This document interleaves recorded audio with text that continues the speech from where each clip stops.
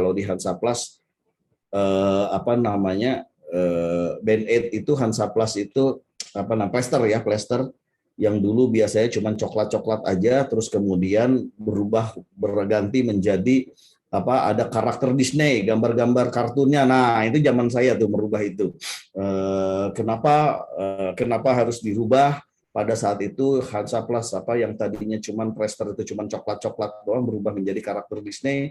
Nah, seperti apa waktu itu backgroundnya dan saya ini di Best of inilah saya apa banyak merubah banyak pola bisnis termasuk yang tadinya distributornya nasional menjadi multi distributor. Jadi yang cuma satu nanganin Indonesia, distributornya jadi 41 distributor. Seperti apa, mulai nyari distributornya, ngerekrutnya, mengganti organisasinya, dan sejenisnya. Nah, sebetulnya belajar e-commerce itu pada saat di Oriflame, di mana waktu itu saya sebagai COO atau sebagai Operation Director and Corporate Affairs Director waktu itu merangkap di Oriflame, di mana tahun 2009 sampai 2011 itu zaman-zaman masanya memulai Facebook bangkit dan BlackBerry bangkit waktu itu. Nah, disitulah saya belajar e-commerce di Oriflame ini, namun waktu itu e-commerce-nya hanya untuk para agen atau konsultan, karena Oriflame ini MLM. Jadi waktu itu sekitar ada 500.000, setengah juta member lah Oriflame itu. Jadi belum yang ke publik.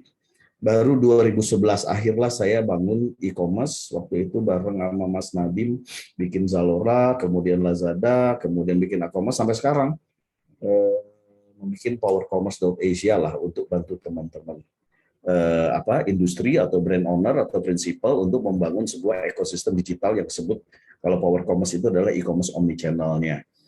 Kira-kira itulah. Jadi core kompeten saya adalah di supply chain, operation management, logistik, retail, dan tentunya e-commerce dan teknologi.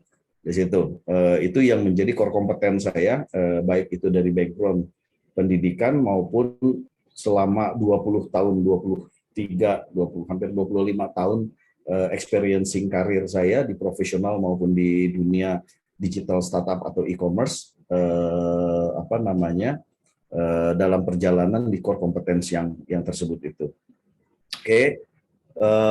Ini bla-bla-blanya tadi saya sebutkan e-commerce omnichannel, enabler and supply chain management technology solution and services sebagai power commerce. Jadi power commerce ini intinya adalah sebuah perusahaan yang omnichannel-nya itu adalah membantu teman-teman brand owner atau principal atau product owner atau pabrik yang punya produk.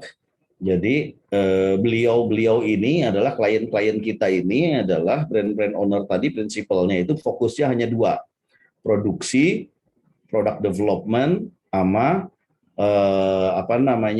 brand strategi. Nah, sisanya yang lain bikin toko, penjualan, baik itu yang di online maupun di offline, melalui B2C, melalui distributor B2B, melalui langsung corporate, melalui komunitas resellernya, atau kemudian dengan ekspor, nyambung ke belakangnya gudangnya, customer service, delivery, sampai kemudian payment, sampai connecting dengan para kurir company atau transportasi company, dan sejenisnya. Nah, itu teknologi kita yang disebut omnichannel itu, membantu seluruh urusan pembangunan toko, pembangunan teknologi digitalnya, urusan sampai services, customer service, gudang, dan teman-temannya tadi di dalam satu teknologi platform dan dalam satu services. Jadi teman-teman yang saya tadi sebutkan bahwa klien-klien kami fokusnya cuma dua, production sama kemudian brand strategi. Sisa yang lainnya kita yang nanganin.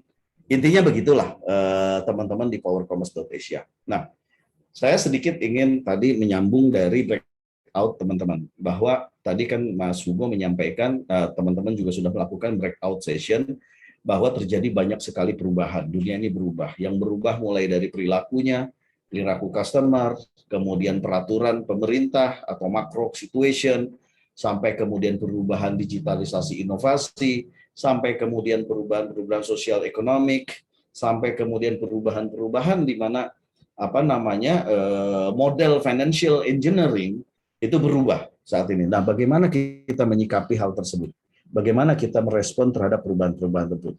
Namun sebelum kita bisa memahami atau sebelum kita bisa merespon dan kemudian bagaimana melakukan sesuatu aksi korporasi dari respon terhadap perubahan tersebut, tentunya kita harus pertama yang harus kita pahami adalah tahu dan paham dulu perubahannya. Itu yang paling utama. Di situ. Bagaimana kita bisa merespon atau menyiapkan sesuatu hal atas sebuah perubahan kalau kita sendiri tidak tahu pasti perubahannya itu apa dan seperti apa. Nah, ini yang mungkin sedikit banyak saya akan menyampaikan ke teman-teman, dan biasanya nanti di Sekolah CEO di sesi berikutnya di Sekolah CEO itu kami akan membahas ini.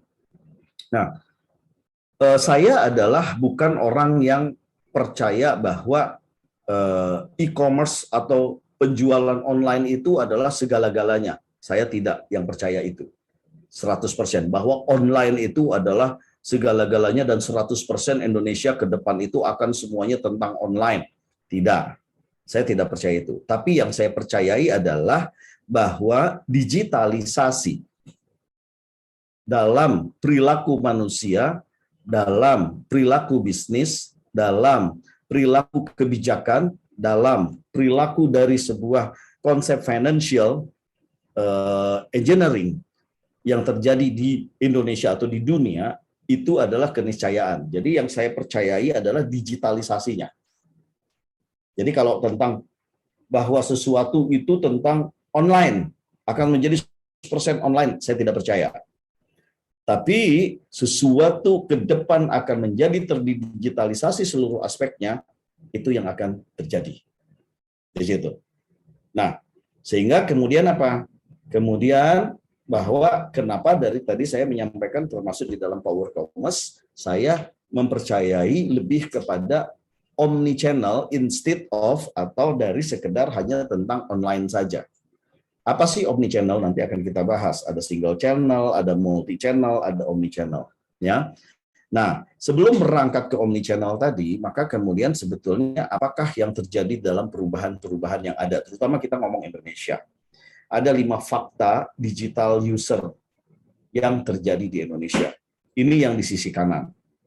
Bahwa sekarang dan ke depan itu urusannya adalah handphone. Kita semua tidak akan pernah bisa masuk ke mall saat ini kalau kita tidak punya handphone. Kenapa? Karena kita harus ngedownload aplikasi yang namanya Peduli Lindungi. Jadi itu. Kita nggak bakalan pernah bisa kemudian naik ke pesawat kalau seandainya kita nggak punya handphone. Kenapa? Karena sebelum kita naik pesawat harus kemudian scanning terhadap tadi menjustifikasi atau memvalidasi sertifikat dari vaksinnya kita. Everything is about the mobile sekarang ini dan ke depan. Begitupun banyak 4 faktor yang lain. Teknologi menciptakan yang dulu cuma orang kota, sekarang sudah mulai ke daerah. Teknologi yang sekarang dulu stereotipnya adalah hanya untuk orang kaya, kemudian orang kota, orang-orang muda, sekarang tidak. Bahwa teknologi dipakai oleh orang-orang di kampung juga, dengan pendidikan yang rendah juga, seluruh pendidikan, sampai kemudian orang-orang sepuh pun sekarang dengan teknologi gampang sekali menggunakan, karena teknologi semakin lama, semakin mudah. Friendly, user friendly-nya, dan juga semakin murah. Begitupun kemudian beberapa perilaku dalam shopping, shopper behavior yang ada, dan kemudian perilaku-perilaku yang mempercepat proses digitalisasi yang ada, terutama di cashless society. Di situ. Nah, inilah yang membuat kemudian saya lebih meyakini bahwa yang akan berubah itu secara 100% itu adalah proses digitalisasinya. Bukan hanya tentang online-nya. Di situ. Nanti mungkin saya akan menyampaikan. Kalau sebelum-sebelumnya di kelas saya pernah menyampaikan super ekosistemnya Amazon. Amazon aja sekarang yang online juara di dunia. Kemudian sekarang mereka pun juga punya yang namanya digital offline retail. Di situ. Teman-teman kemarin mungkin 1 minggu terakhir ini mendengar 2 hal ya terkait dengan offline retail. Pertama adalah JDID meresmikan dan meluncurkan smart offline retailnya yang untuk barang-barang elektronik. Kemudian beberapa hari yang lalu baca di media adalah Rans Market, Bapak dan Ibu tahu ya menengah ke atas supermarket bernama Rans Market dibeli oleh Blibli di situ. Nah, bayangkan Bapak dan Ibu, sekarang kita sudah mulai masuk ke era omnichannel tadi yang saya sampaikan. Omnichannel itu bukan hanya sekedar tentang online to offline, bukan hanya sekedar tentang kemudian bicaranya punya jualan di marketplace, punya jualan di Instagram, punya jualan di WhatsApp, punya jualan di sosial media yang lain dan sejenisnya di situ. Nah, mungkin nanti kita akan menyampaikan bagaimana kemudian omnichannel itu terjadi di situ. Ya. Nah, namun kembali kepada proses projection yang ada. Kenapa kita wajib mulai ikut perubahan ini? Karena apa?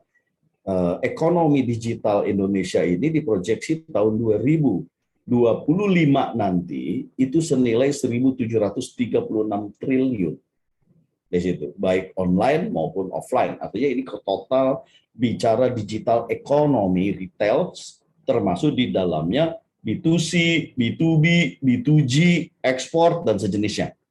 1.736 triliun. Nah, pertanyaannya adalah kita berada di mana sebagai pebisnis di antara 1.736 triliun itu?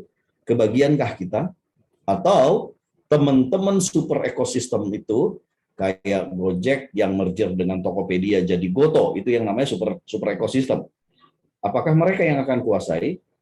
Atau kemarin kita dengar Grab bergabung atau Mtek pemilik dari Bukalapak itu juga kemudian berinvestasi di Grab yang membangun ekosistem yang namanya super ekosistem.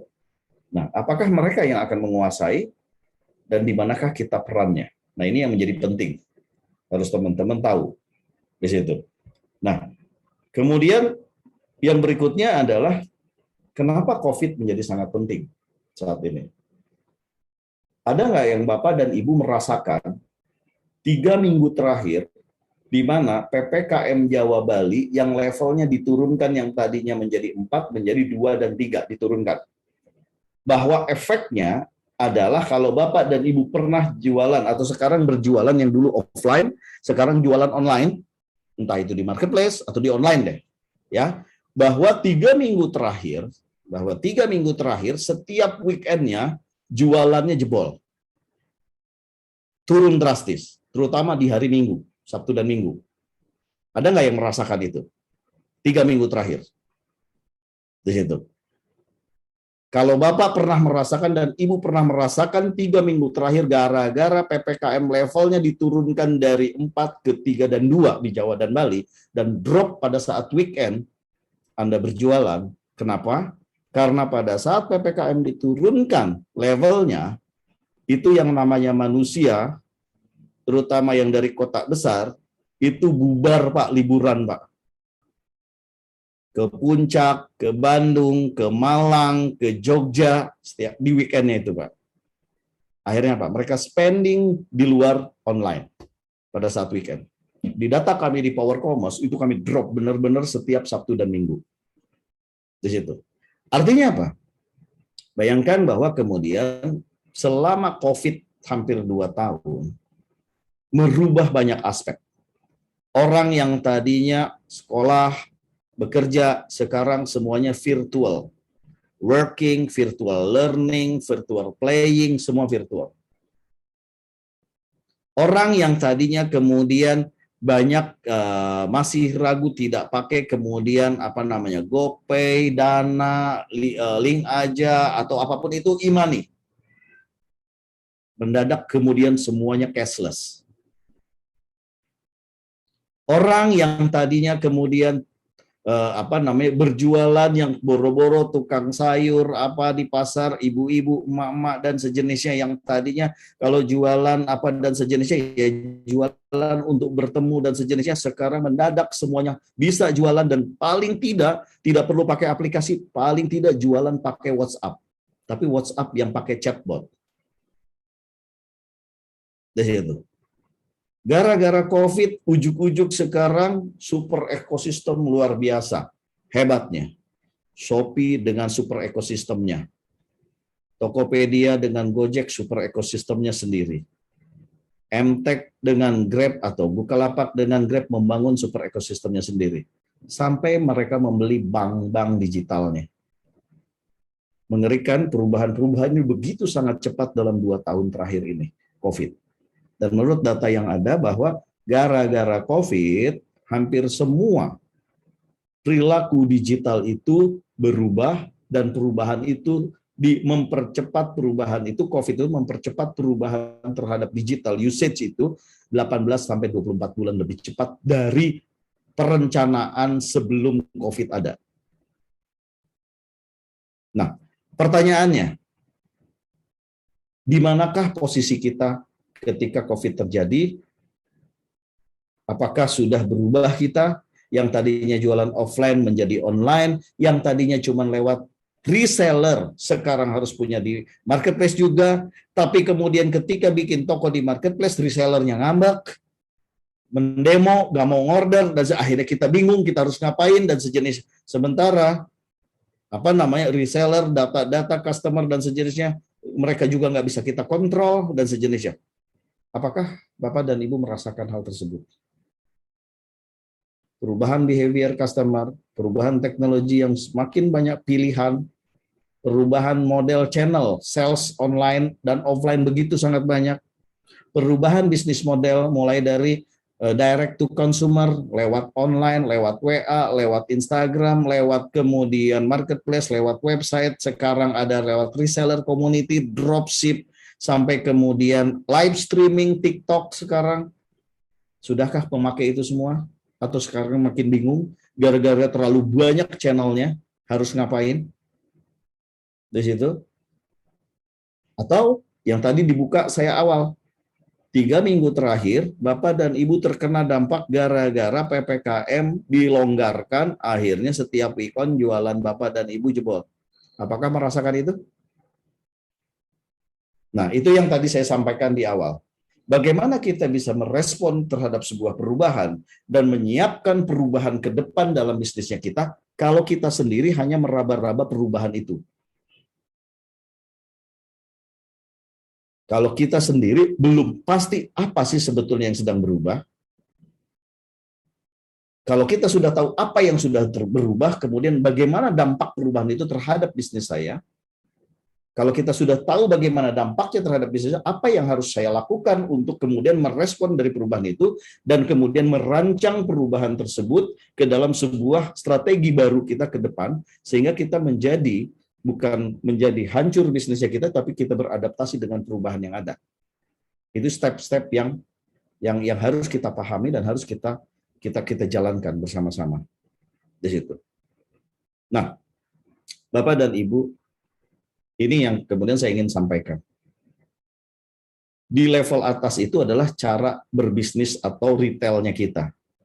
Ini berdasarkan generasinya. Ada tradisionalis, baby boomers, generation X, generation Y, generation Z, bahkan sekarang adalah yang baru lahir itu disebutnya generasi alpha.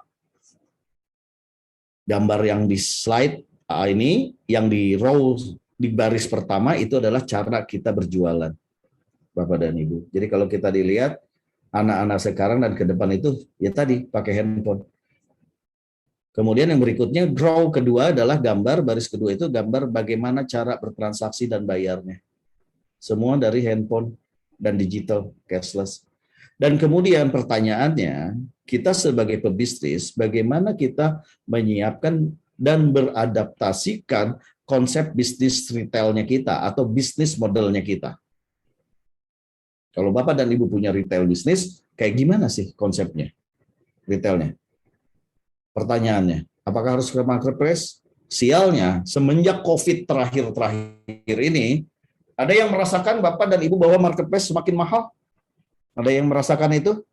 Shopee atau Tokopedia yang tadinya misalnya Tokopedia, Power Merchant yang ditagih cuma 1%, sekarang sudah 5%, apalagi yang Power Merchant Pro. Pernah merasakan Shopee yang tadinya cuma nggak ditagih, cuma 1% saja, sekarang menjadi 5% untuk star seller. Pernah ngerasain kemudian ujuk-ujuk GoFood jadi mencas 20% potongan untuk merchant-nya? atau Grab 15%? Merasakan Bapak dan Ibu? Merasakan ya? Nah, sekarang pertanyaannya, bagaimana mensikapi itu? Bagaimana Bapak dan Ibu menyusun kerangka?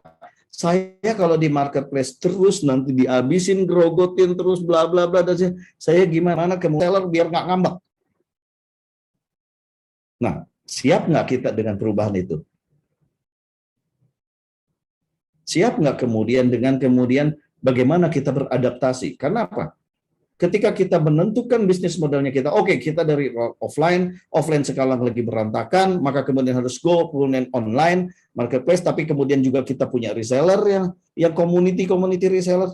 Gimana caranya menentukan bagaimana produk yang untuk online, produk yang untuk distributor, bagaimana menentukan pricing untuk distributor dan reseller, diskonnya harus berapa persen, kalau di marketplace berapa persen, kemudian bagaimana harga eceran tertingginya, kemudian bagaimana stok alokasi. Kalau seandainya stok saya tinggal terbatas, apakah saya kasih ke reseller atau saya kasih di marketplace, yang mana? Kalau Bapak dan Ibu pakai B2B lewat distributor, atau ke corporate lewat distributor, dan sekarang punya distribusi channel untuk ke end user, lihatnya di marketplace, bagaimana administrasinya?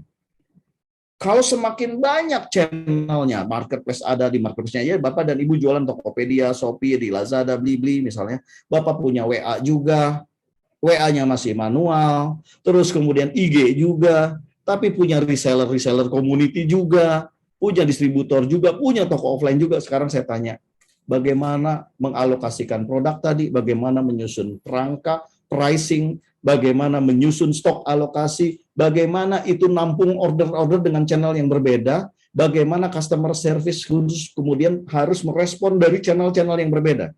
Siap nggak? Pengennya, biasanya sebagai pebisnis, kita pengennya semua di channel ada di semuanya, betul? Biar nambahin omset, kita pokoknya semua buka tokonya. Tapi ketika kemudian diserbu dengan order yang banyak dari seluruh channel, Anda bingung. Karena customer service-nya keriting semua. Karena teknologi nggak dipakai, keriting semua jempolnya. Akhirnya yang terjadi apa? Boro-boro mau scale up, akhirnya yang terjadi apa? Yang terjadi bumerang pada diri kita. Kualitas ordernya menjadi memburuk, kualitas produk menjadi memburuk, kualitas layanan menjadi memburuk, akhirnya apa? Justru malah bumerang dan menjadi ditinggalkan oleh pelanggannya kita. Ada yang merasakan itu Bapak dan Ibu? Saat ini? Nah, ini yang harus kita sikapi bersama-sama. Saya ingin menyampaikan, kenapa saya tidak percaya 100% online? Padahal saya termasuk orang 2011 akhir dengan Nadiem bikin Zalora dan Lazada waktu itu merevolusi industri e-commerce di Indonesia. Artinya ngomongin online. Tapi kenapa saya tidak percaya 100% online? Kenapa? Karena ini Bapak dan Ibu. Faktanya di Indonesia ada, pertama, yang namanya pabrikan atau manufacturers atau product owner tidak boleh langsung jualan aturannya. Peraturan yang pertama adalah tidak boleh jualan langsung ke end user, tapi harus jualan lewat produser ke distributor, distributor ke grosir, grosir atau ke retailer, retailer baru ke end user. Itu peraturan. Kedua, distribusi channel jualan untuk offline, faktanya di Indonesia, mau itu modern trade, mau itu traditional trade, mau itu yang supermarket, hipermarket, minimarket, itu yang modern trade, atau yang warung, rombong, grosir, ya. Nah, itu yang traditional trade disebutkan, itu di Indonesia masih ada lebih dari 4,5 juta outlet. Dan sekarang faktanya di offline itu masih tetap mengkontribusi antara 80 sampai 85% kontribusi terhadap total retail Indonesia. Jadi e-commerce itu masih 15-20% saja, Bu dan Bapak. Yang ketiga, kenapa alasan saya tidak percaya 100% online? Karena Indonesia 17.000 pulau. Kalau semua orang Papua, orang Makassar, orang Medan, orang Putus Sibau dikirim barangnya semua dari Jawa dan Jawanya dari Jakarta, maka orang-orang di daerah itu akan bayar ongkirnya lebih mahal dari orang Jakarta, lead time pengiriman yang lebih lama dari orang Jakarta, dan resiko rusaknya lebih lama dari orang Jakarta. Betul?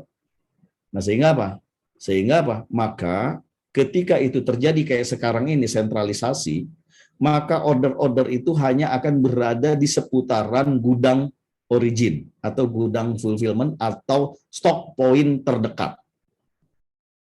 Karena kita masih sentralisasi. Dan sialnya di Indonesia, central stock point itu kebanyakan ada di Jabotabek. Makanya yang jualan di marketplace kebanyakan 60, 70, sampai bahkan 80% tergantung kategorinya. 60, 70% itu orderannya datangnya dari Jabotabek. Silakan, kalau Bapak dan Ibu punya data yang jualan di marketplace dan sejenisnya, apakah orderannya paling banyak di Jabodetabek? Ya, karena memang itu sekarang konsepnya. Kenapa yang saya sampaikan, saya nggak percaya yang namanya 100% e-commerce online. Tapi saya percaya adalah omni-channel. Connecting multi-channel, online, offline, B2C, B2B, sosial media, chat commerce dalam satu integrasi. Di situ. Ya. Nah, saya akan lanjutkan Bapak dan Ibu, ini yang saya bilang kenapa saya percaya omnichannel. Apa sih omnichannel? Omnichannel itu adalah sebuah infrastruktur teknologi yang bisa mengintegrasikan seluruh channel tadi jualan, mau jualannya di online, mau jualannya di offline, mau lewat marketplace, mau lewat website, mau lewat sosmed, mau lewat WA, chat, mau lewat reseller platform dropshipper, mau lewat distributor B2B, mau lewat offline toko offline, itu terintegrasi seamless dalam satu integrasi teknologi. Dengan demikian, maka kemudian customer experience mau yang di Papua, mau yang di Makassar, mau yang di Jakarta, experience-nya sama. Kenapa? Karena selain menyambungkan, mengintegrasikan channel-channel sales tadi, juga mengintegrasikan stokis atau stock point di masing-masing daerah. Kalau di Makassar punya stock point-nya adalah distributor, nyambung ke distributor. Kalau punya gudang sendiri, nyambung ke gudang sendiri. Kalau punya toko offline, nyambungnya ke toko offline lewat mesin kasir. Kalau punyanya kemudian distributor atau para reseller stokis, maka nyambungnya ke para reseller dan stokis. Nah, itulah sebuah conception yang saat ini di omnichannel, kebetulan di company saya Power Commerce sekarang membangun teknologi integrator yang namanya omnichannel ini di situ.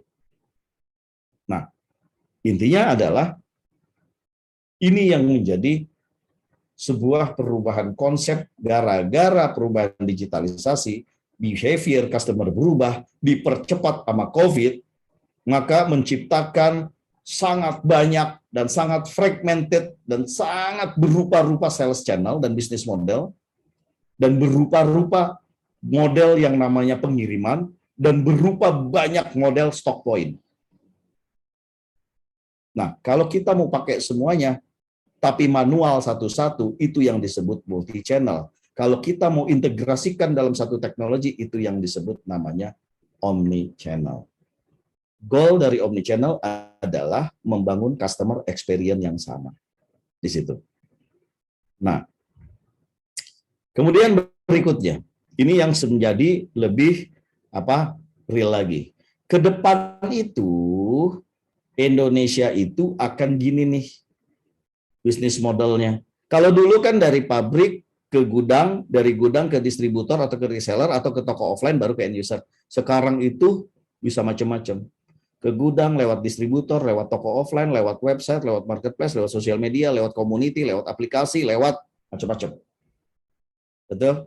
Yang kedua, sekarang itu kalau mau bikin, Pak, saya harus bikin brand atau langsung bikin jualan produk, langsung kayak komoditi, langsung hajar teman-teman itu mencari community. Bingung kan? Kenapa? Karena di dunia digital sekarang, itu kadang-kadang sekarang brand-brand besar itu di-disrupt atau dirusak oleh para rating, oleh para influencer, oleh para komen, kemudian testimoni yang ada di digital. Itu yang namanya digital friend. Digital friend itu adalah orang atau teman yang nggak perlu kita kenal, tapi dia bisa merekomendasikan, mereferalkan berupa testimoni, berupa rating, berupa bintang, berupa teman-teman komen dan sejenisnya. Itulah friend. Kalau brandnya kita bagus, tambah kuat kita. Kalau kemudian brand kita belum bagus, kuasai friend, maka kita bisa bertempur dengan para brand tadi. Nah, bagaimana strategi brandnya terhadap strategi bisnis model ini? Siap nggak Bapak dan Ibu itu merubah polanya? Karena ke depan dengan teknologi itu kan sering dengar ya yang namanya direct to consumer apa sih? Ya, direct to consumer ini adalah sesuatu proses di mana prinsipal atau kita sebagai prinsipal atau sebagai pedagang atau sebagai produser tahu data customer atau shoppernya. Siapa pembeli akhirnya. Kalau Bapak bisnis modelnya lewat reseller atau distributor, siapa yang pegang data pembelinya? Bapak atau distributor atau reseller? Nah, yang sering kali, terutama di dunia herbal nih. Herbal ini kejem-kejem nih. Lewatnya kan lewat distributor dan reseller biasanya. Ya, dikuasai pasarnya oleh reseller, data-data pelanggannya, habis gitu pabrik maklonan herbal kan banyak. Bikin brandnya sendiri, dibikin maklonannya. Pernah ada yang ngerasain begitu? Ya. Nah, itulah pola teknologi yang sekarang sedang berubah, Bapak dan Ibu. So why saya selalu mengajak di kelas saya di sekolah CEO itu, saya nggak pernah ngajarin ujuk-ujuk baru berapa bulan, saya menjanjikan dalam 4 bulan Anda bisa scale up sekian puluh kali lipat omset Anda. Enggak. Saya selalu kemudian punya keyakinan proses step by step. Saya adalah orang proses, karena kebanyakan background saya Jerman. Jadi Jerman itu sangat scientific proses, Bapak dan Ibu. So why kenapa saya lebih memilih bagaimana step by step itu sebelum scale up itu adalah start up, smart up, scale up. Nah, yang paling kunci itu adalah di smart up-nya. Kenapa Bapak dan Ibu ini menjadi kunci? Saya selalu menganalogikan begini. Bapak dan Ibu, saya boleh tanya. Kalau Bapak dan Ibu adalah seorang supir bajai, dikasih mobil Ferrari, kemudian ada seorang yang lain, dia biasa nyupir Ferrari, dikasih suruh nyupir bajai. Kira-kira yang mati duluan siapa? Orang yang biasa naik Ferrari, suruh nyupir bajai, atau orang yang nyupir bajai disuruh nyupir Ferrari? Matinya cepat duluan. Mana? Yang mati duluan yang supir bajai. Kenapa? Baru nginjek dikit, sekian detik, udah 200 km per jam, dia aja masih kaget, belum sempat pegang setir, dia udah mati duluan.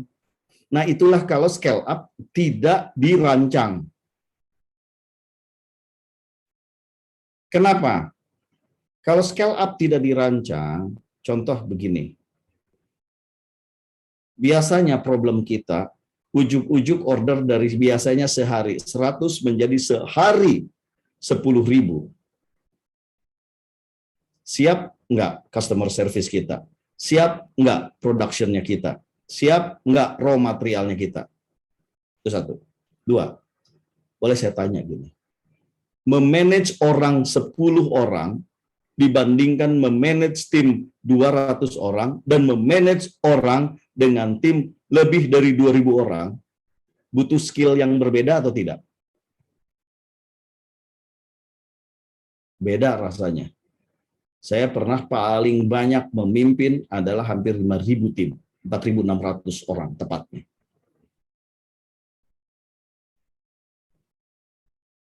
Tiga, saya kasih analogi gini. Memanage uang 1 juta dengan 100 juta, dengan 10 miliar, dengan 500 miliar, atau 1 triliun, apakah membutuhkan skill yang sama atau skill yang berbeda?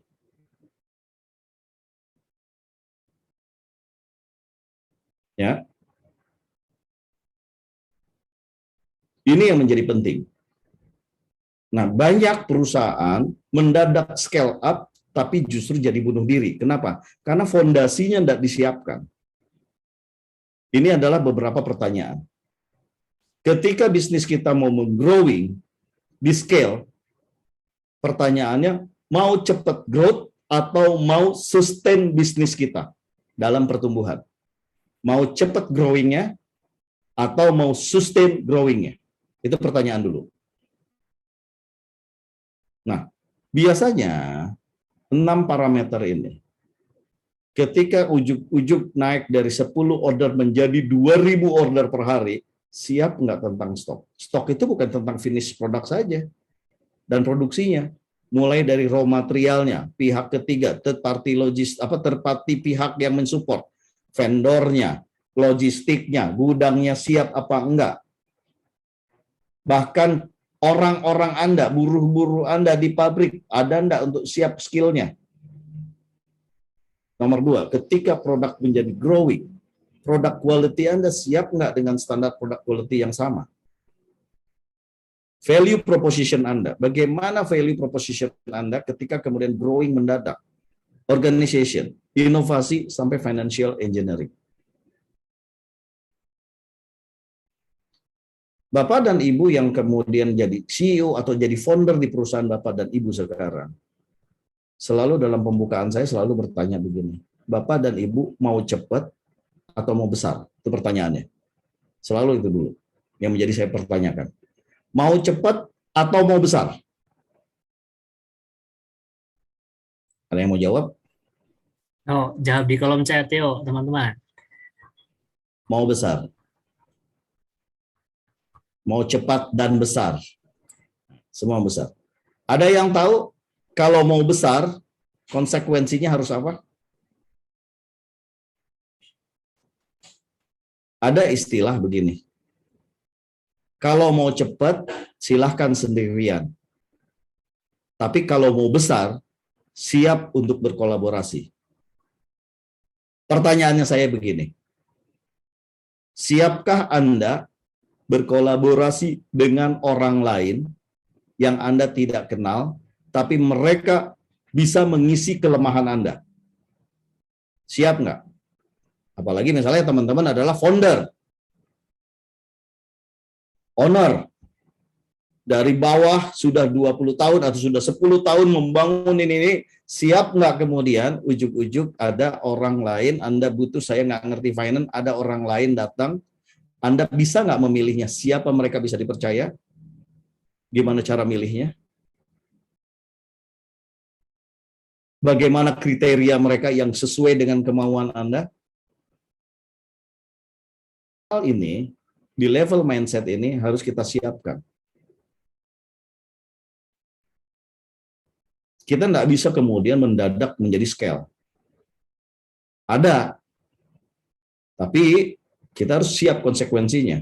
Kalau kita kemudian mendadak scale dalam berbisnis, tapi fondasinya nggak segera kita siapkan, maka siap-siap menjadi bumerang buat kita.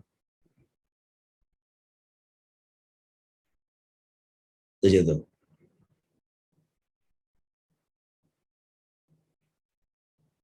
Nah, ini yang menjadi penting buat teman-teman. Kedua, ketika kita ingin membesar, salah satu kolaborator adalah financial engineering. Siap nggak Bapak dan Ibu untuk melepas saham kepemilikan? Saya boleh nanya dan Bapak dan Ibu, pada Bapak dan Ibu. Lebih baik 100% kepemilikan dengan nilai kalau untung adalah 200 juta, atau saya lepas 30% kepemilikan, tapi saya dapat untung 600 juta. Pilih yang mana? Pertanyaannya, siap nggak kita kalau opsi 2, kemudian bisakah kita mencari investor? Bagaimana kita menyiapkan pitch deck kita untuk nyari investor?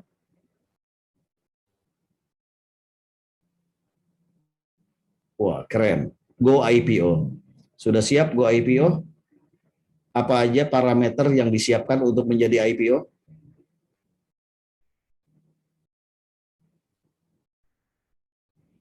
Nah, itulah pilihan-pilihan dalam sebuah proses planning. Nah, ini yang menjadi penting buat Bapak dan Ibu. Makanya selalu saya sampaikan, kalau kita menjadi pebisnis, saya selalu punya pemikiran adalah seperti ini. Dan ini sudah sudah kita jalankan di beberapa perusahaan. Jadi berangkat membuat sebuah perencanaan bisnis itu berangkatnya, kalau saya dari pengalaman saya itu berangkatnya dari end game-nya. End game-nya itu adalah apa? Kita itu mau 5 tahun ke depan itu mau jadi apa? 10 tahun ke depan mau berapa bisnisnya? Jadi ibarat bikin rumah, kita end game-nya tahu dulu bahwa 5 atau 10 tahun ke depan saya mau membangun sebuah rumah 200 lantai. So, saya akan flashback ke belakang, dihitung stage by stage-nya selama 5 tahun, 10 tahun ke depan, saya setiap tahunnya harus ngapain, membuat fondasinya harus seperti apa untuk 200 rumah itu, untuk 200 tingkat rumah itu. Nah, disitulah poinnya. Disitulah kemudian membangun yang namanya smart up tadi.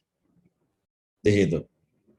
Salah nggak kemudian, Pak, saya kan belum ada dana, Pak, sekarang. Saya belum bisa merekrut orang yang profesional. Sekarang saya sebagai CEO merangkap menjadi operation, jadi sales juga. Istri saya jadi finance, ponakan saya jadi operation, misalnya kayak gitu. Tidak ada yang salah. Tapi scope of work atau job desk-nya dan chart of authority atau kewenangannya itu harus jelas dari sejak awal. Walaupun baru bertiga orangnya. Which is adalah Anda sebagai suami, istri sebagai finance, operationnya adalah ponakan. Misalnya kayak gitu. Harus jelas. Tidak boleh kemudian suami yang CEO yang merangkap jadi sales, tapi kemudian minta sama istri karena jadi suami, minta duitnya di-approve dan dia approve sendiri. Tidak boleh begitu.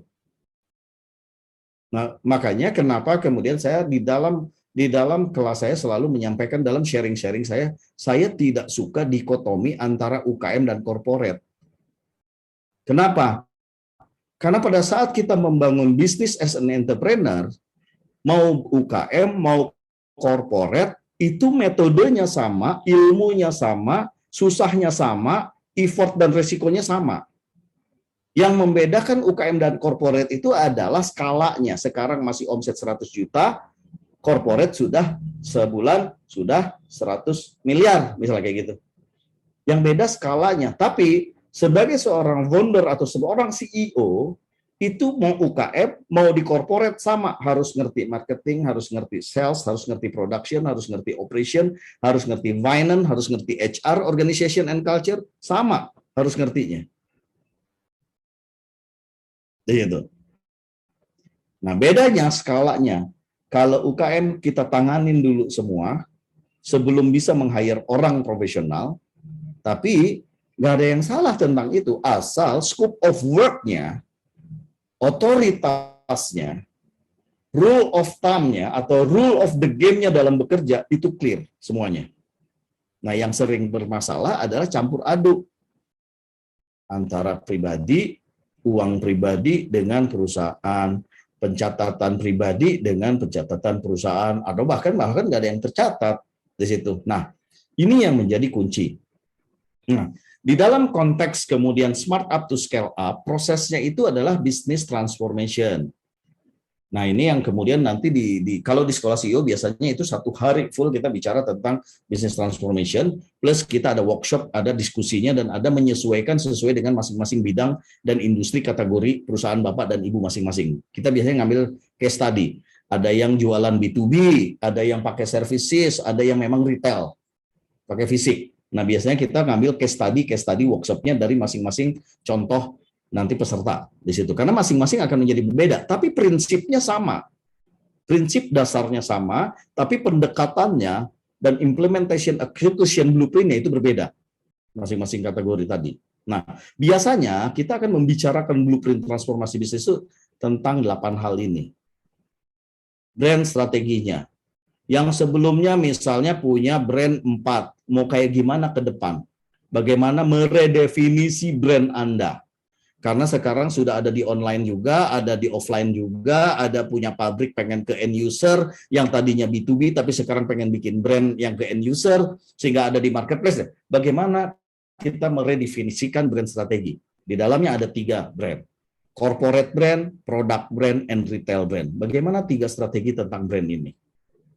Bagaimana meredefinisikannya? Bagaimana bisnis model strategiknya?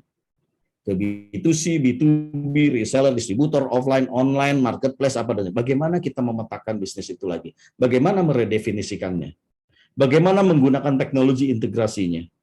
Atau teknologi digital yang sekarang lagi ada? Bagaimana big data? Bagaimana product innovation, supply chain transformation-nya seperti apa?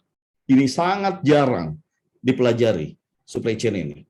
Padahal konsep dan kunci ke depan itu adalah supply chain modeling. Bapak dan Ibu bisa dicek, silahkan pelajari. Yang namanya Nike tidak pernah punya pabriknya sendiri. Kenapa? Karena mereka adalah intellectual property company. Jadi dia bikin blueprint, merek, dan desain. Pabriknya boleh di Cina, boleh di mana, di Turki, boleh di Spanyol, dan sejenisnya. Pernah dengar Zara? Zara punya pabrik di Spanyol, tapi kemudian dia punya di beberapa di China, di Turki, dan sejenisnya. H&M pernah tahu ada di Semarang pabriknya dan sejenisnya. That's the concept of the supply chain. Customer experience. Bagaimana membangun customer experience yang baru ketika digital begitu sangat advance berkembang. Kenapa yang 7 dan 8 dimerahin? Karena yang paling susah itu adalah nomor 7 ini. Membangun organisasi dan membangun kulturnya, apalagi kalau perusahaan Bapak dan Ibu sudah lebih dari 5 tahun, lebih dari 10 tahun, karyawannya sudah lebih dari 200, ada di dalam 200 itu 10 adalah orang-orang dari sejak lahir, bahkan keluarga. Nah, bagaimana merubah culture ini? Ini yang paling susah. Bikin teknologi, digital transformation, bikin teknologi platformnya itu adalah yang paling mudahnya. Yang paling susah itu adalah membangun organisasi dan membangun kultur barunya. Yang terakhir adalah financial engineering. Konsep-konsep dengan channel-channel baru dan sejenis, bagaimana kita memetakan financialnya. Memetakan cost construction-nya. Berapa margin kita, berapa diskon kita untuk distributor, berapa untuk reseller, berapa marketing kalau lewat marketplace, dan sejenisnya.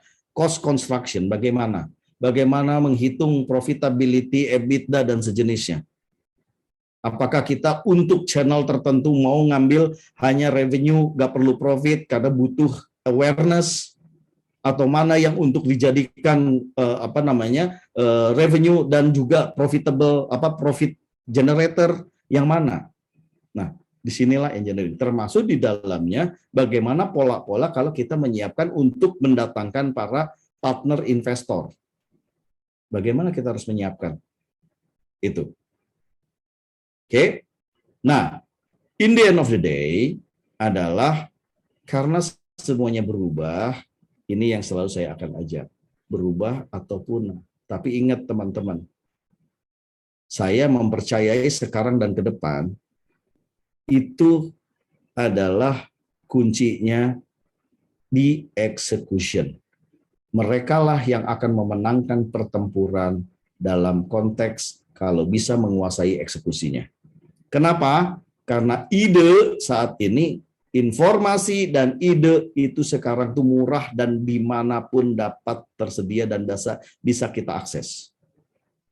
Tapi yang menang adalah mereka yang bisa mengeksekusinya dengan baik. Kita akan belajar nanti bagaimana step by step transformasinya, mulai dari empowering employee, engagement customer, operation, transforming product seperti apa. Kita akan punya modularnya seperti apa, detail-detailnya seperti apa. Nah, ini yang saya ingin highlight kepada teman-teman. Ketika teman-teman sering mendengar kata digital transformasi, saya ingin menyampaikan satu hal. Ketika ingin menyampaikan sesuatu dalam konteks digital transformasi, itu bukan ngomongin tentang IT, bukan tentang automation, bukan tentang algoritma, bukan tentang coding, bukan. Bapak dan Ibu, digital transformasi dalam konteks bisnis transformasi itu mulainya dari visionary, dari mindset, tentang inovasi, tentang attitude, dan tentang execution. Attitude di sini adalah leadership dan seluruh attitude dalam organisasi. Makanya kalau dari pengalaman saya menangani beberapa business transformation roadmap, Unilever, baik multinasional company maupun lokal, ada Unilever, ada Eiger, Alpha, Atlas Group, Bayer Internasional, sama. Ketika mereka sodorkan project leader dari merekanya adalah seorang IT direktur atau IT manager, saya akan tolak. Kenapa? Karena bisnis transformasi berbasis digital atau digital transformation kita menyebutnya, itu bukan tentang IT. Ini yang sering salah kaprah. Saya mau transformasi bisnis, saya menjadi lebih digital. Yang mimpin orang IT atau IT director. Itu salah. Kenapa? Karena IT itu adalah orang yang menjadi pembikin, pensupport untuk membikin dan mengimplementasikan teknologi desainnya. Bukan tentang yang merancang dan meredesain bisnis modelnya dan bisnis innovation ke depannya. Beserta visi yang barunya. Nah, makanya kemudian kami berangkat dari itu biasanya banyak beberapa yang gagal, klien-klien kita yang transformasi bisnisnya gagal, itu biasanya karena tidak top down. Transformasi bisnis itu tidak ada yang bottom up. Yang bottom up itu adalah continual improvement. Tapi kalau transformasi bisnis itu adalah top down.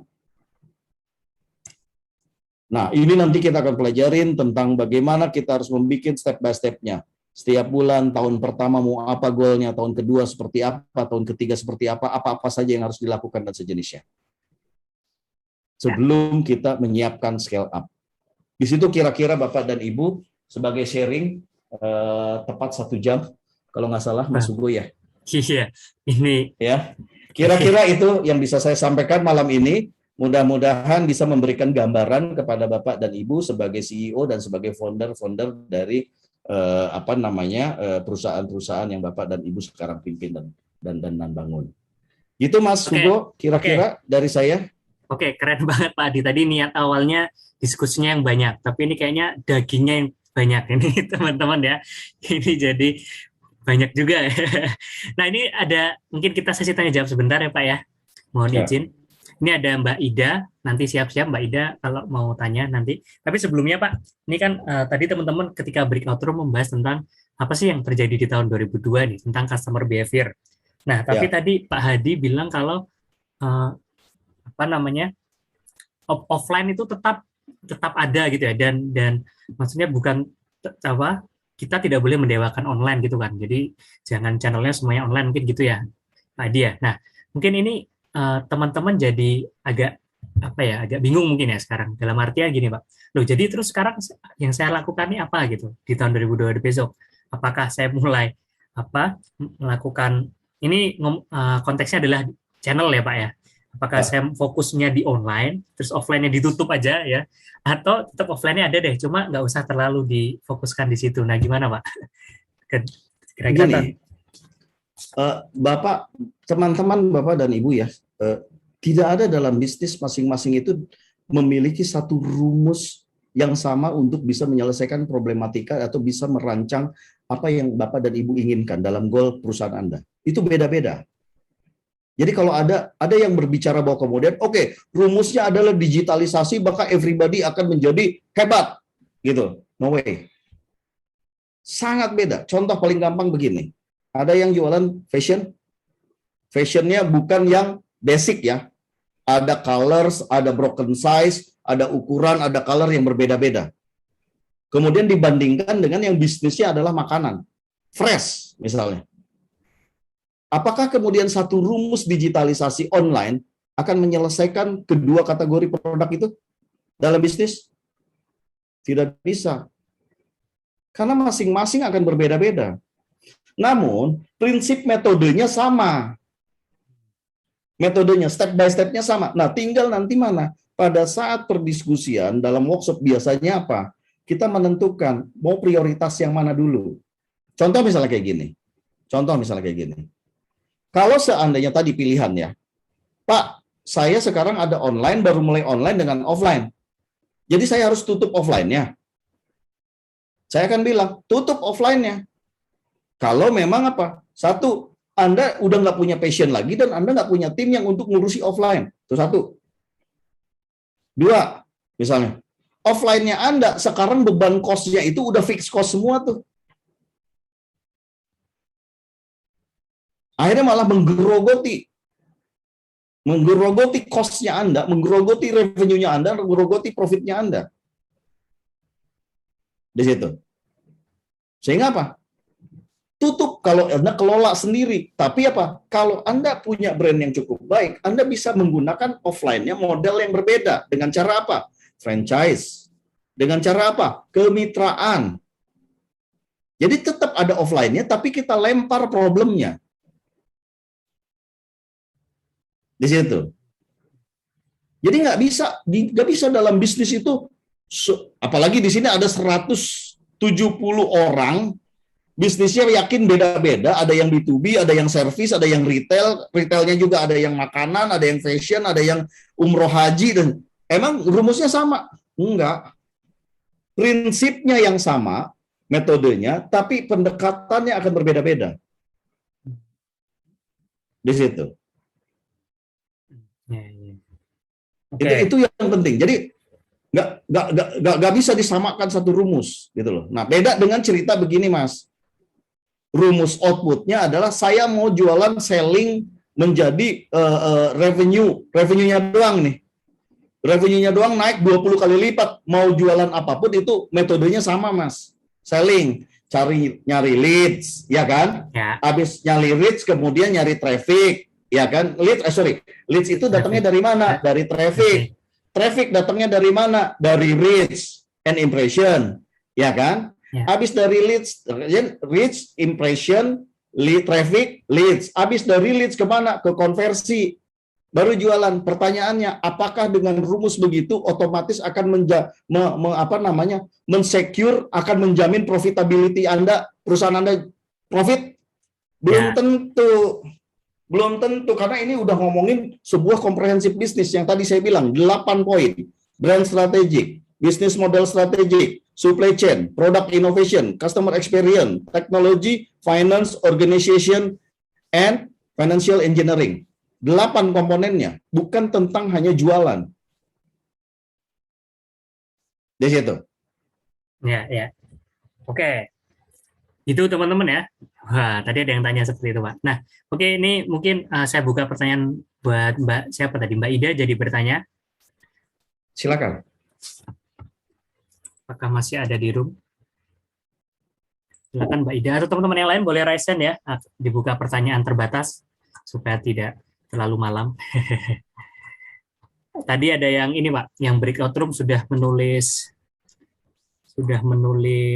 apa namanya? Notulen. Ada Mas Anton tadi kayaknya. Ya. Apa Mas Anton masih ada? Halo Mas Anton. Sebentar. Oke, teman-teman yang mau bertanya ya, langsung raise hand aja. Oke, ini Mas Dewa Aryo. Silakan Mas. Monggo. Oke, selamat malam. Assalamualaikum. Waalaikumsalam. Pak Hadi mau nanya ini, kebetulan bergerak di bidang retail. Retailnya ini omset ya alhamdulillah istilahnya market fit lah, sudah market fit ya. Jadi produk sudah ada omset dari setahun ini omset naik terus. Sudah di atas 500. Jadi skill up yang kan masih di kota aja kan, punya satu aja. Skill up-nya itu apakah arah ke online, apa arah ke membuka cabang, atau arah franchise ya? Itu milihnya lewat apa ya gitu? Retailnya apa, Mas? Retailnya jual buah-buahan gitu aja. Oh, buah-buahannya apa? Fresh?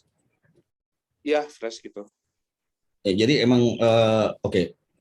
Kalau dianalogikan kalau di pasar adalah kayak misalnya kayak Total Buah Segar atau All Fresh gitu. Iya, mungkin kayak All Fresh gitu, cuman lebih kecil, lebih kecil. Oke. Mas, saya cuma mau kasih tahu gini, Mas. Mas pasti ngerasain ya, kalau kita jualan retail fresh produk kayak buah-buahan, itu pasti challenge-nya itu ada di supply chain, Mas. Kenapa? Karena produknya Anda life shelf-nya kan pendek banget, Mas. Ya, life cycle pendek, betul. Betul? Nggak nyampe 3 hari kan, Mas? Ya, Mas. Iya, Pak. Betul. Betul ya? Oke. Jadi gini, kuncinya gini. Saya gini, apakah online, saya juga nggak tahu Mas Dewa punya retailnya di mana, Mas? Di kota mana? Tadi kan bilang di kota, di Jakarta. Ya, dekat Jakarta lah, Pak. Oh, dekat Jakarta. Oh, oke. Dekat Jakarta. Oke, dekat Jakarta kalau di Bekasi berarti jauh dari sumber pertaniannya.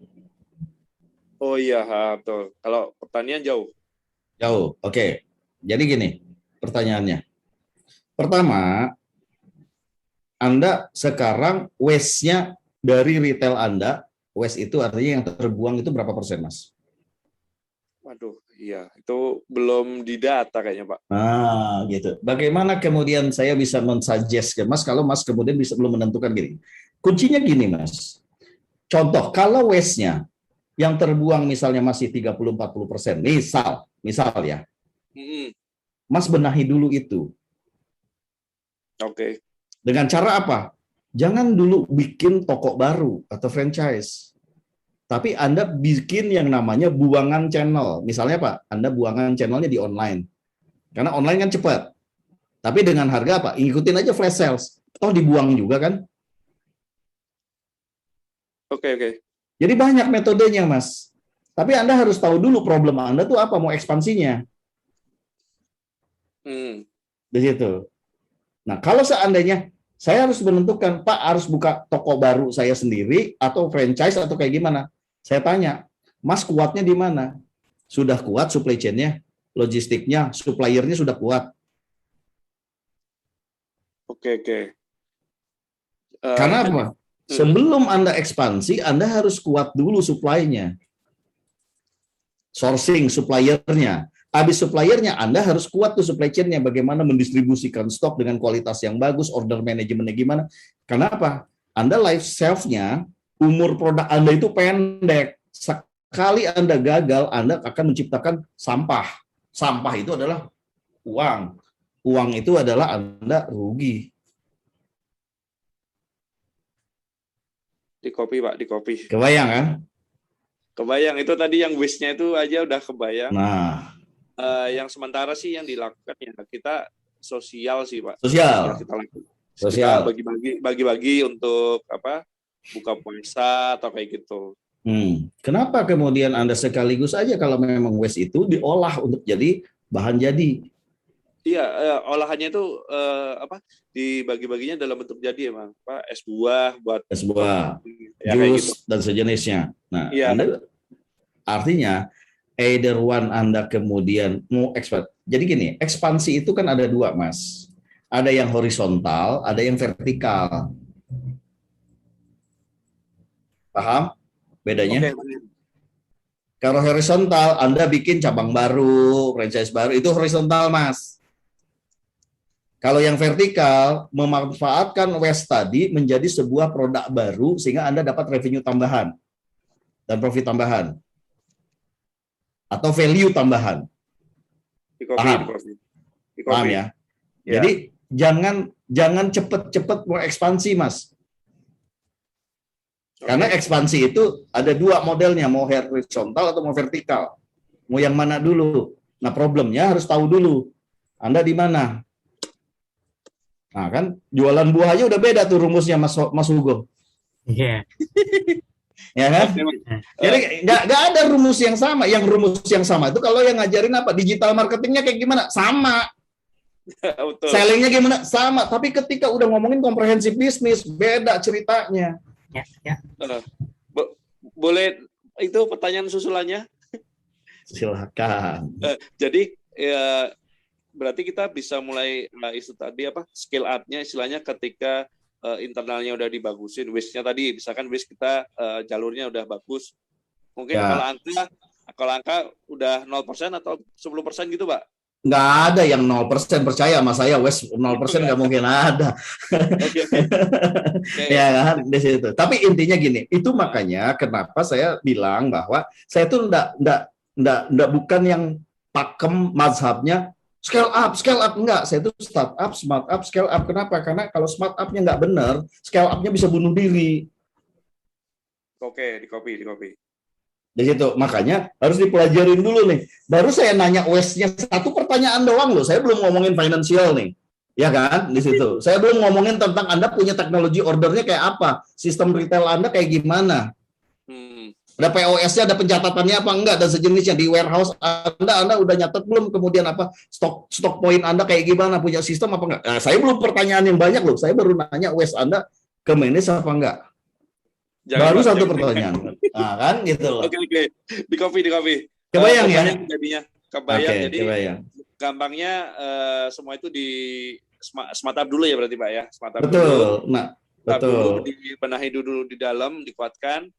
Nah, jadi yang namanya smart up itu bukan hanya tentang dibenahin, Mas. Pertama yang harus dilakukan adalah di mapping. Oh, itu, Pak. Di mapping dulu. Jadi gini, ini yang sering salah kaprah. Saya mau naik kelas. Mau naik kelas berapa? Mau naik kelas 5? Anda tahu nggak kalau Anda sekarang kelas 4? Jangan-jangan Anda kelas 0 gitu loh. Kan lompatnya ketinggian. Siap. Atau jangan-jangan sebetulnya Anda sudah kelas 6. Cuman Anda nggak sadar. Kan gitu loh. Di copy. Jadi yang utama itu adalah assessment mapping. Itu yang paling utama. Sehingga apa? Mau lompat jadi kelas berapa, kita tahu sekarang kelasnya berapa. Di situ. Kebayang ya Mas Dewa ya? Terima kasih. Oke. Siap. Oke, thank you. Itu biasanya kalau di kelas CEO itu sekolah CEO itu, wah itu langsung dicoret di papan tulis tuh. Mappingnya. Coret-coret papan tulis tuh. Iya, tapi emang lebih seru ketemu langsung ya sama Pak Adi, teman-teman. Karena ya gitulah ya. Oke, ini mungkin satu pertanyaan lagi ya sebelum kita tutup. Nih ada Mbak Ani. tuh langsung tuh kan langsung kena marah. Nah, ya kan? Kena marah. Saya nggak marah, emang begini. Iya. Cuman ya gitu, saya nggak biasa. Jangan biasanya dalam berbisnis itu kan ada istilah gini. Seorang pebisnis yang hebat itu kebagaikan seorang pelaut yang dimana kemudian bukan dia hanya berlayar di dalam kolam, tapi dia di lautan, di gelombang yang memang luar biasa tantangannya kan gitu loh di situ. Ya. Jadi ya mohon dimaafkan. Jadi kalau kena sebelakan saya ya memang begitu kan gitu loh. Ini Mas Aji udah pengalaman kayaknya. Wah, Pak Adi pasti nih. Oke, teman-teman. Jadi tadi apa namanya? Sebelum kita lanjut ya. Jadi teman-teman disclaimer dulu. Memang kalau sama Pak Adi begitu bukan marah tapi apa ya? Style-nya begitulah gitu ya. Nah, sebelum lanjut saya mau kasih info ya, teman-teman ya.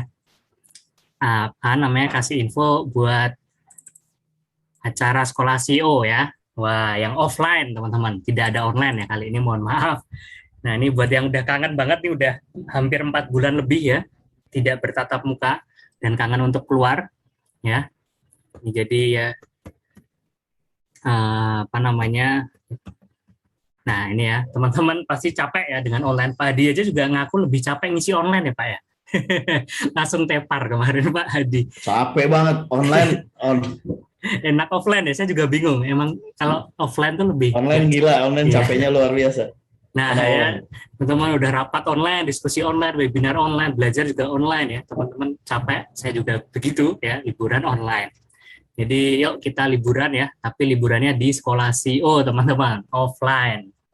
Ya, sama Pak Hadi ya, sama Pak Hadi Kuncoro.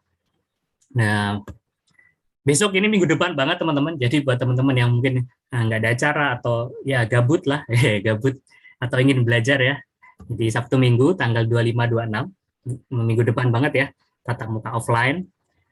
Nah, Sabtunya itu dari jam 9 sampai jam 9 lagi teman-teman.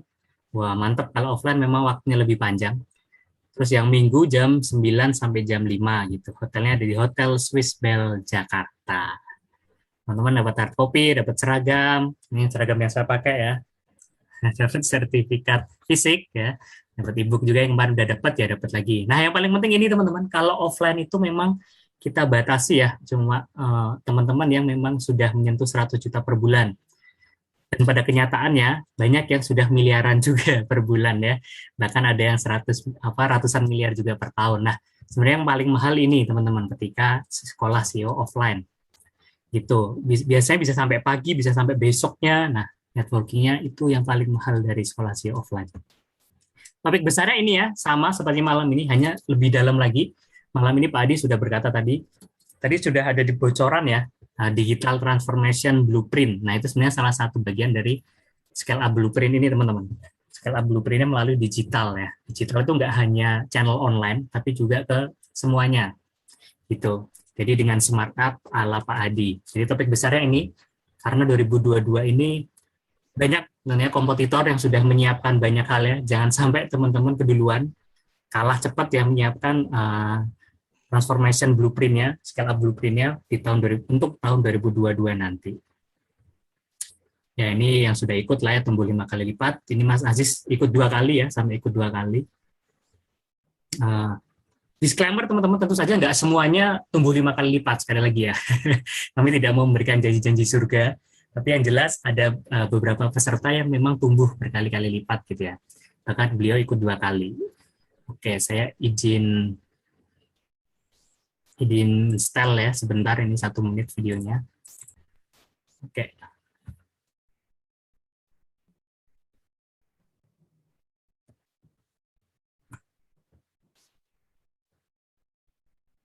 Ya, masih belum berputar. Oke, aku izin share lewat video saja. Impact-nya saya cerita, saya sudah tumbuh 5 kali lipat dari saat awal pertama ikut.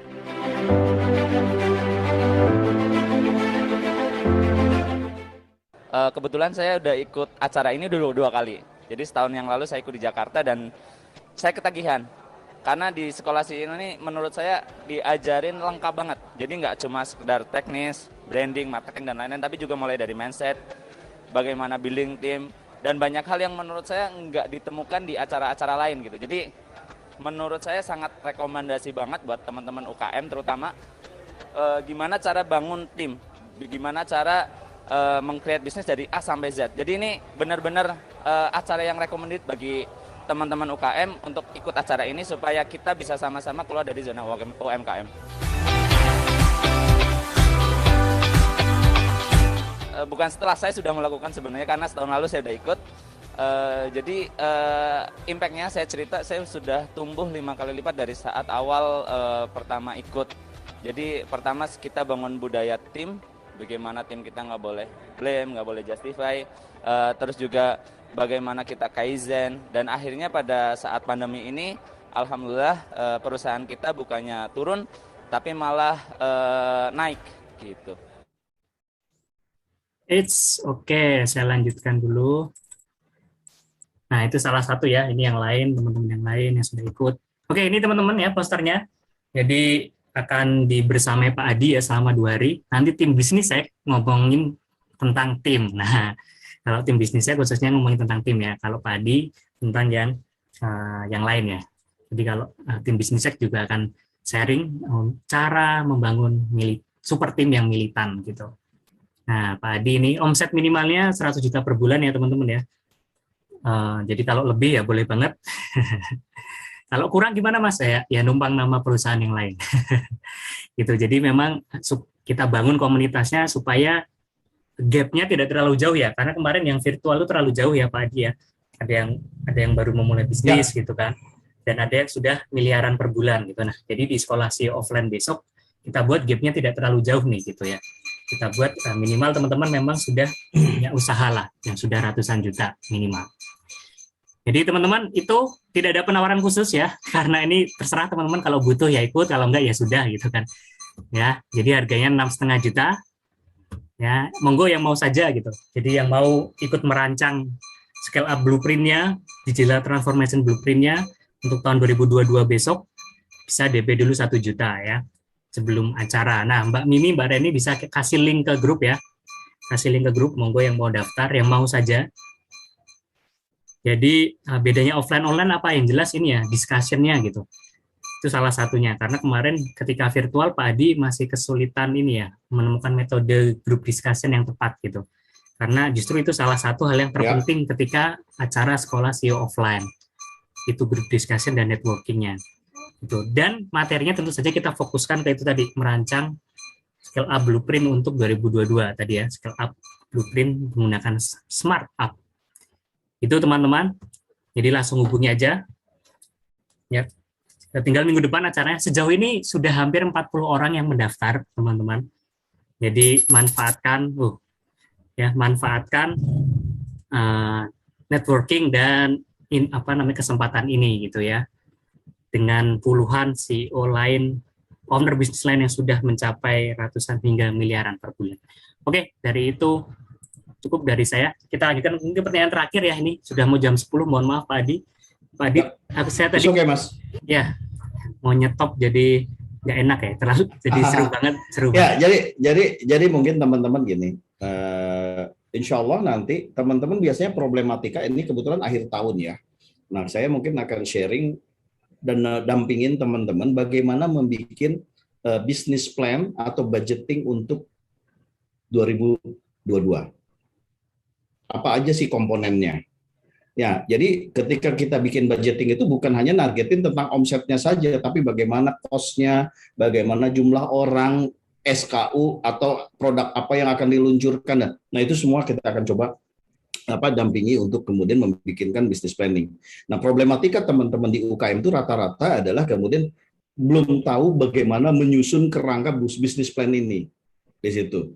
Nah, yang kedua, itu bagi teman-teman yang nanti sudah bisnisnya sudah besar, biasanya punya challenge atau tantangan itu di forecast planning. Nah, seringkali ketika suruh forecast itu biasanya omset, tidak di situ. Nanti saya coba akan juga sharing, biasanya ada sharing tentang bagaimana sih menghitung forecast. Apa itu baseline, apa itu uplift, apa itu downlift, bagaimana fast moving, slow moving, bagaimana mengelola itu dan sejenisnya.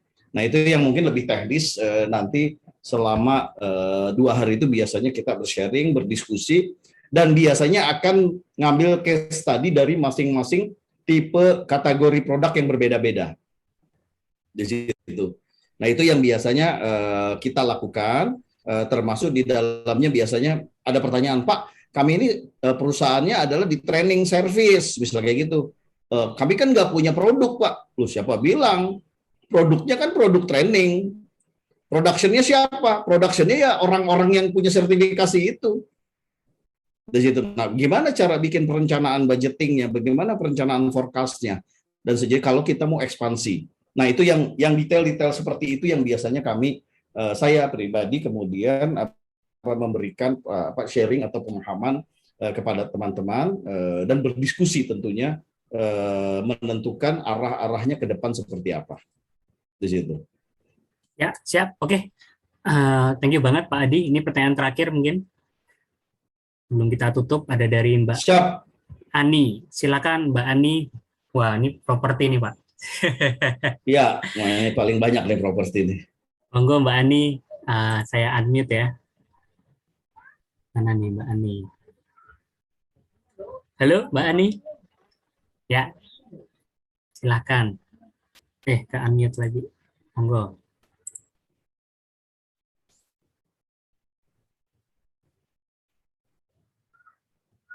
Ya. Baik, terima kasih kesempatannya. Pak Hadi, saya mau nanya dari pemaparan tadi yang disampaikan tentang omnichannel. Kami kan bergeraknya di bidang properti ya, hunian klaster gitu, dan kami masih startup gitu, daerahnya di Kabupaten Bogor. Nah, implementasi sistem dari omnichannel ini apabila diterapkan dalam bisnis unit kami, kira-kira gambarannya seperti apa? Itu yang pertama. Terus kemudian yang kedua, saya juga pengen tahu bagaimana untuk membuat assessment gitu bahwa perusahaan kita ini sudah di level yang mana gitu ya untuk startupnya ini gitu. Itu aja, Pak. Terima kasih. Ya, Bu Ani, jadi gini, ketika berbicara tentang dunia properti, bahwa dunia ini tidak bisa menerapkan secara keseluruhan tentang omnichannel. Tapi omnichannelnya bisa diterapkan di ranah untuk marketing. Karena kan konsepnya adalah kemudian konsep bagaimana membangun awareness, membuat traffic, kemudian sampai kepada leads, dari leads baru kemudian konversi dan sejenisnya. Jadi lebih banyak di ranah omnichannelnya, omnichannel marketing. Mulai dari marketing campaign-nya sampai kemudian konversi sales-nya seperti apa. Nah, di dalamnya digitalisasinya itu banyak banget apa yang bisa kita lakukan, konsep digitalisasinya. Mulai dari pakai augmented reality, virtual reality dan sejenisnya di situ. Ya, tergantung nanti konsep dari propertinya. Artinya apa? Ibu punya target propertinya menengah bawah kah, menengah kah, atau atas. Kemudian yang paling banyak yang kita akan bicarakan nanti kemudian brand strategi, membangun value proposition-nya yang berbeda. Cluster yang Ibu bangun, Bu Ani bangun itu bedanya dengan komplek yang lain apa? Value proposition-nya apa? Di situ. Nah, ini yang biasanya paling banyak. Nah, yang terakhir adalah ngomong financial engineering, Ibu. Kalau properti. Kenapa? Karena memang urusannya adalah tentang KPR dan tidak KPR, itu urusannya adalah tentang financial engineering. Di situ. Itu tiga yang biasanya kita di teman-teman sekolah CEO itu kalau ikut itu, kalau khusus untuk yang properti itu mainnya di situ, Ibu. Di situ. Jadi tidak berbicara tentang retail, offline, enggak. Tidak bicara tentang itu. Tapi bicara juga di marketing sama sales-nya. Nah, nanti koneksinya di mana omnichannel-nya untuk marketing and sales-nya, channel sales-nya. Bisa jualan di rumah.com, 123.com, terus di macam-macam. Gimana sih ngelolanya? Ya, itu kan sales channel-nya, Bu, di situ. Tapi tidak ke back end, kan nggak punya stock point kan. Nah, stock point-nya nggak ada yang supply chain-nya. Nanti gentinya adalah financial engineering-nya seperti apa. Di situ. Itu yang bisa kemudian mudah-mudahan menjawab dan memberikan gambaran seperti apa biasanya kalau kita berbicara di level properti. Kedua, bagaimana kemudian menentukan sekarang di kelas berapa. Gini. Jadi ada benchmark, ada yang kemudian tujuan. Nah, kalau tujuan itu yang tadi saya ceritakan, ketika kita berbicara bangun sebuah bisnis, kita harus tahu dulu visi atau end game-nya. End game goal-nya itu 2 tahun ke depan, 5 tahun ke depan, 10 tahun ke depan itu kayak apa. Dari situ di breakdown, nah kita itu di kelas berapa. Nah, komponennya apa? Komponen yang akan kita lihat, contoh misalnya, brand sendiri. Sudah sampai di mana? Sudah nggak punya brandnya? Brandnya apa aja? Punya corporate brand, punya di properti, atau Ibu punya produk brand? Ingat, di properti ada corporate brand, ada produk brand ya. Contoh misalnya, kalau Sinar Marsland itu kan corporate brand. Tapi perumahan yang kemudian Discovery, nah itu produk brand. Di situ. Nah, kita bisa melihat Ibu sudah sampai di mana tuh brand strateginya. Terus digital asetnya. Sudah ada nggak kemudian di websitenya, Instagramnya, YouTube-nya, TikTok-nya, dan sejenisnya. Nah, dari situ kita menentukan parameter-parameter sudah ada di mana nih kelengkapannya. Nah, yang sering lupa teman-teman pebisnis, terutama dari teman-teman yang baru startup lah, ya memulai bisnis nih, teman-teman UKM. Ketika ditanya, sudah punya belum brandnya? Punya. Di IG-nya ada, aduh saya nggak main IG.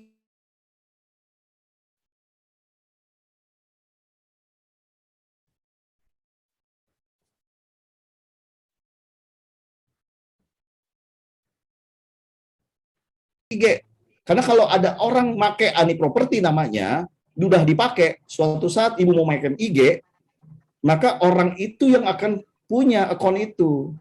Berarti Bu Ani harus pakai nama yang berbeda. Ujungnya apa? Nanti namanya beda di website Ibu, aniproperty.com, di IG karena udah ada orang lain yang pakai, akhirnya jadi bukan aniproperty.com tapi ANNY misalnya. Nah, di dalam dunia digital, satu karakter berbeda aja itu udah lain urusannya. Investasi marketingnya beda, keywordnya beda, kontennya beda.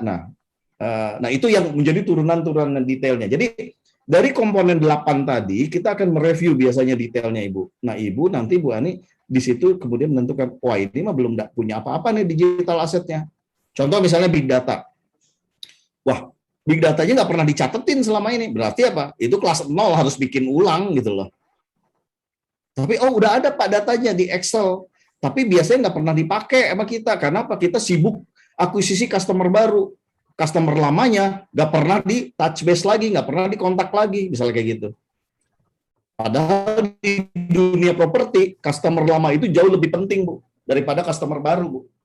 Apalagi yang sudah pernah beli dan ada dan menghuni klaster yang Ibu punya di situ.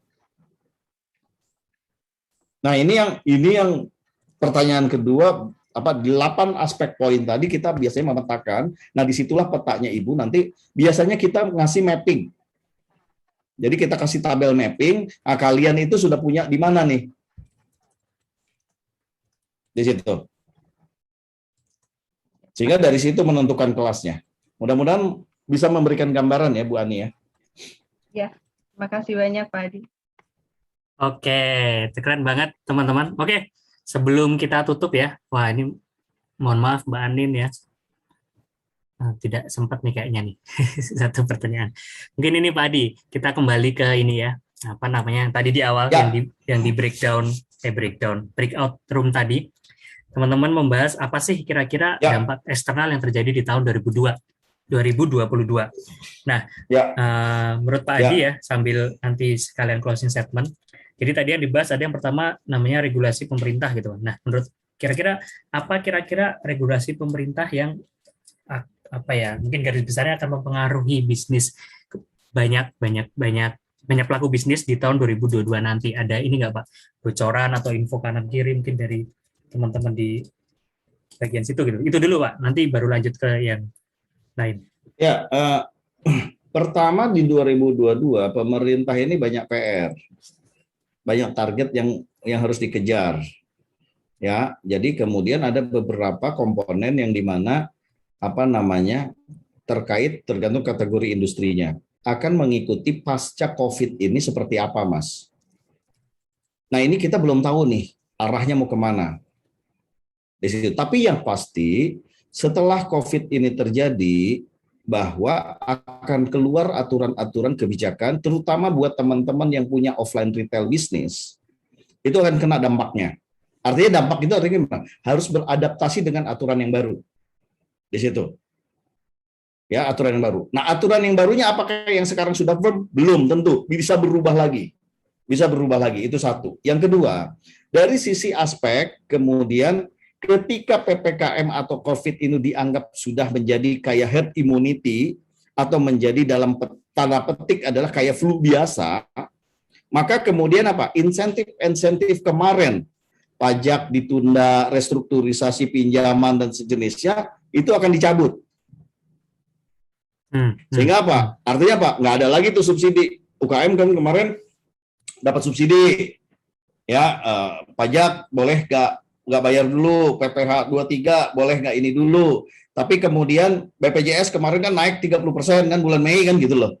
Nah, artinya itu akan berdampak terhadap kepada konstruksi costing di situ. Nah, yang terakhir adalah sebetulnya dari sisi makro bukan hanya pemerintah, karena pemerintah sudah memberikan karpet merah terhadap e-commerce unicorn yang membangun super ekosistemnya, Mas.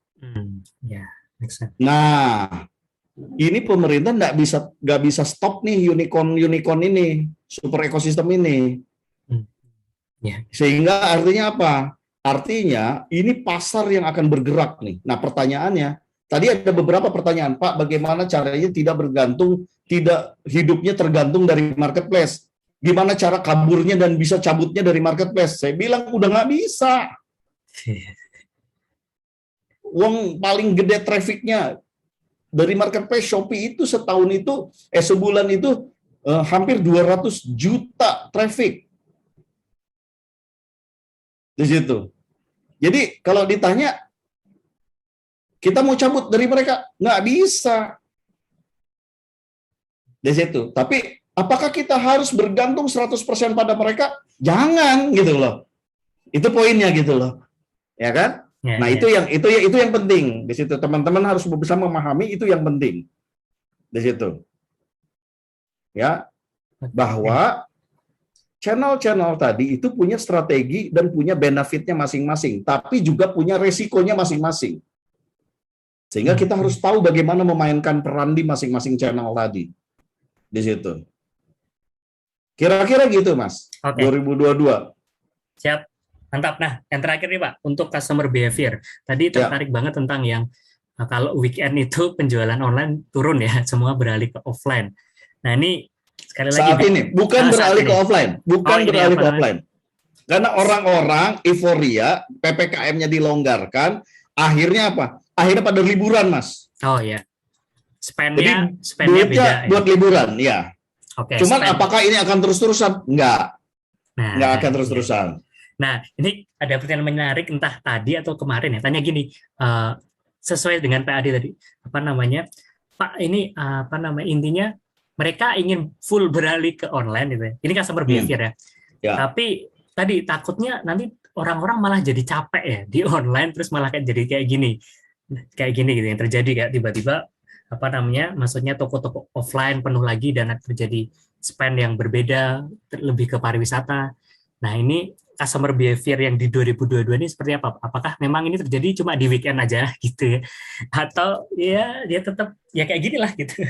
Nah, nanti akan ketemu balance-nya, Mas. Antara online dan offline. Akan ketemu balance-nya. Di situ. Nah, yang paling penting buat teman-teman begini. Nah, mungkin nanti saya sedikit bocorkan ya ke depan. Bahwa pemain ekosistem unicorn tadi e-commerce yang gede-gede itu sudah petanya udah beda. Jadi Shopee tempurnya sama Tokopedia. Bukalapak itu udah nggak bisa bertempur sama Shopee dan Tokopedia. Tapi Bukalapak itu udah nanti mainnya di offline. Yang apa? Yang tradisional. Lawannya siapa? Gudang ada, terus kemudian Mitra Bukalapak, Mitra Tokopedia, GoToko. Nah, yang kayak gitu, itu tempurnya kayak gitu tuh. Nah, kemudian siapa lagi pemain berikutnya? Pemain berikutnya adalah JDID, Blibli, itu sudah main O2O. Nah, pertanyaannya gini, ketika Anda punya produk, Anda harus paham juga, nggak bisa sekarang Anda, ya marketplace harus ada semuanya. Enggak, karena strateginya beda mereka masing-masing. Ya. Di situ. Nah, kita harus paham betul marketplace itu. Apa bedanya masing-masing. Kayak apa bedanya dan sejenisnya. Jadi kalau kategori produknya kita, itu cocoknya di mana? Di situ. Nah, itu yang menjadi penting buat teman-teman harus dipahami di situ. Oke, siap. Saya kira cukup ya, teman-teman ya. Ini udah, Pak Adi sampai molor sejam. Terlalu seru, asik. Tadi saya mau nyetop yang bagian daging-daging tadi nggak tega sama teman-teman, ya sudahlah. Jadi teman-teman, ya itu untuk malam ini ya. Semoga bermanfaat. Jadi buat yang tertarik aja mau ikut sekolah SEO, monggo. Buat yang alumni mau ikut lagi, monggo tanya aja ke Dealmaker ya gitu kan. Ada khusus penawaran khusus, saya nggak tahu ya, Dealmaker yang tahu. Itu teman-teman, minggu depan ya. Jadi kita akan bertemu di Jakarta. Saya juga akan ke Jakarta menemani Pak Adi juga.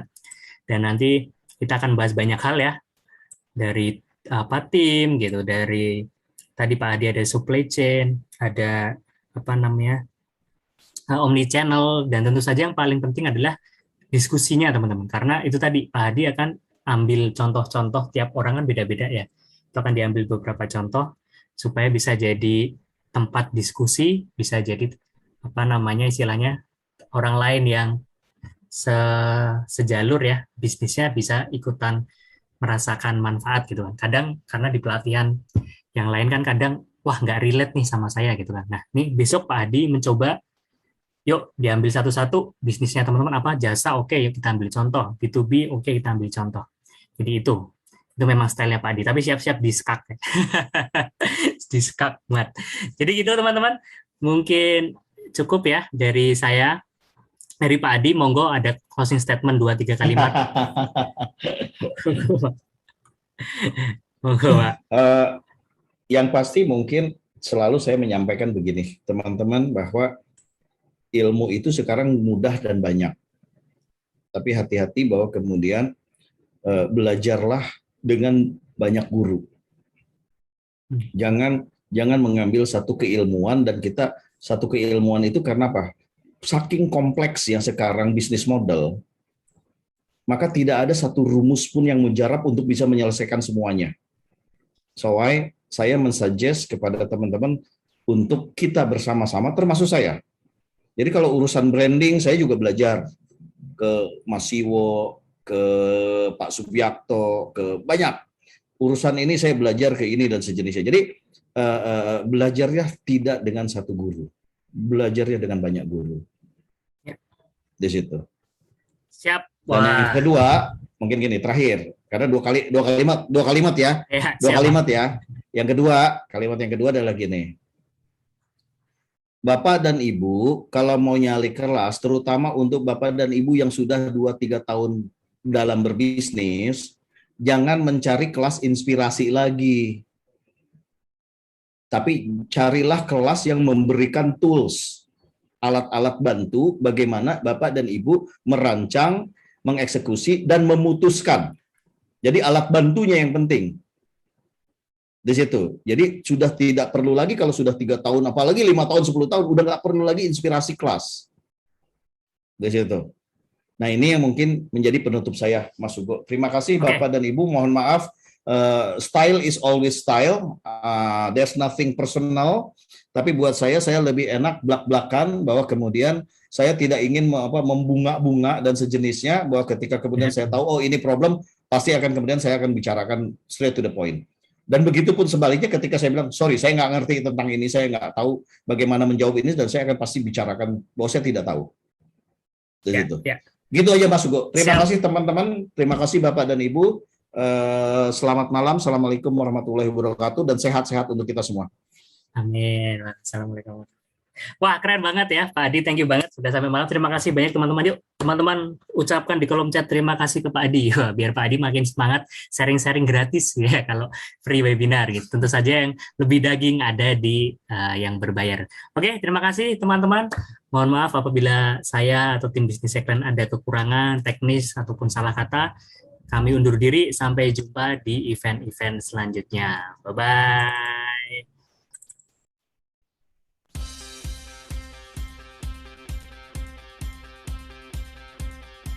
Terima kasih banyak Pak Adi. Terima kasih Mas Hugo, terima kasih banyak semua. Selamat istirahat. Saya izin live dulu ya. Ya Pak. Terima kasih.